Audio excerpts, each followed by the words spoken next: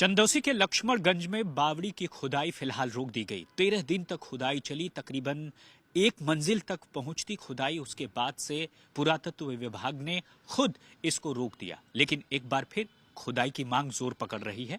मेरे साथ हैं राजा चंद्र विजय जी राय साहब, आपका बहुत बहुत स्वागत है। बावड़ी की खुदाई आप दोबारा से क्यों करवाना चाहते? नहीं, तय तक पहुँचे। जब खुदाई आरंभ करी है सरकार ने या एएसआई ने, तो मैं समझता हूँ कि जहाँ तक है जड़, वहाँ तक पहुँचना आवश्यक है। तो जड़ें कहाँ तक हैं उस बावड़ी की? तो मेरे को नहीं मालूम। लोग कहते हैं कि 3 मंजिल है, कोई कहता है 4 मंजिल है। जहाँ तक भी है ये तो एएसआई जाने और एएसआई अपनी खुदाई करे। लेकिन राज साहब, दावे तो बहुत हैं। दावा तो आपने भी किया। मैंने दावा नहीं करा है, मैं तो मात्र इतनी बात स्पष्ट कर रहा हूँ कि हमारे परिवार की बनाई हुई है, हमारे परिवार की है। मैं उस पर कोई क्लेम नहीं कर रहा हूँ। मैं ये नहीं कह रहा हूँ कि मैं उस बावली पे जाके कब्जा करूँगा या उसे बेचूँगा। मैं तो मात्र ये कह रहा हूँ कि चंदौसी वासियों के लिए एक अनोखी चीज़ है और अच्छा रहेगा यदि वहाँ के पर्यटन को बढ़ोतरी देने के लिए इसका उद्धार हो और सरकार को सौंप दी जाए। और इसके लिए बाकायदा आपने अभी तक कोई कार्रवाई की? मैंने चिट्ठी लिख दी है सरकार को कि इसे आप अपने अधीन ले लीजिए और चंदौसी वासियों को समर्पित कर दीजिए। चंदौसी के लक्ष्मणगंज में ठीक जहां पर कॉलोनीज है उसके बीच में ये स्थित है और नगर पालिका तक को ये पता था। अचानक से खुदाई शुरू हो गई और अचानक से ये सारी बातें और आपका खुद अचानक से ही सामने आ जाना। ये वंदे मातरम जी हैं हमारे साथी चंदौसी के।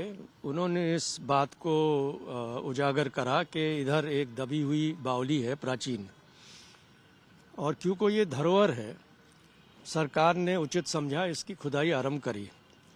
अब जब आरंभ हुई तो एक बड़ी खूबसूरत सी एक बावली इधर उजागर हो रही है।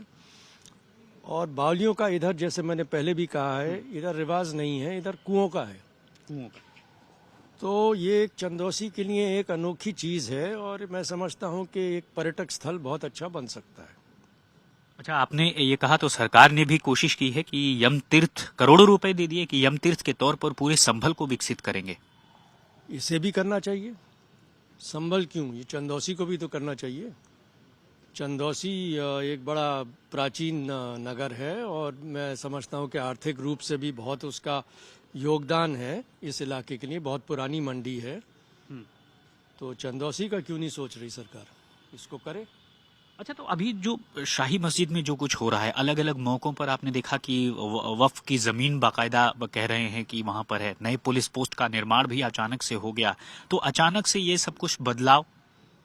अब देखिए, संभल के बारे में मेरे को ज़्यादा ज्ञान नहीं है, मैं उसके बारे में टिप्पणी करना उचित नहीं समझता हूँ। फिलहाल तो मैं यही चाह रहा हूँ कि चंदौसी का ये जो बावली का खुदान आरंभ हुआ है, ये तय तक पहुँचना चाहिए, अंत तक पहुँचना चाहिए और चंदौसी वासियों को ये अच्छी जगह समर्पित करनी चाहिए। तो अभी तक आपने जब कह दिया है सरकार से या डीएम साहब को आपने ये बात पहुंचा दी है, तो अभी तक कुछ आया, कोई आश्वासन या कुछ ऐसी बातें आपके सामने आई जो कहा गया हो कि आपकी मांग को लेकर के क्या कुछ किया गया? नहीं, अभी तक कोई ऐसी बात नहीं आई, मगर मैं उम्मीद कर रहा हूँ कि गंभीरता पूर्वक इस बात को लिया जाएगा, क्योंकि ये एक चंदौसी वासियों की मांग है।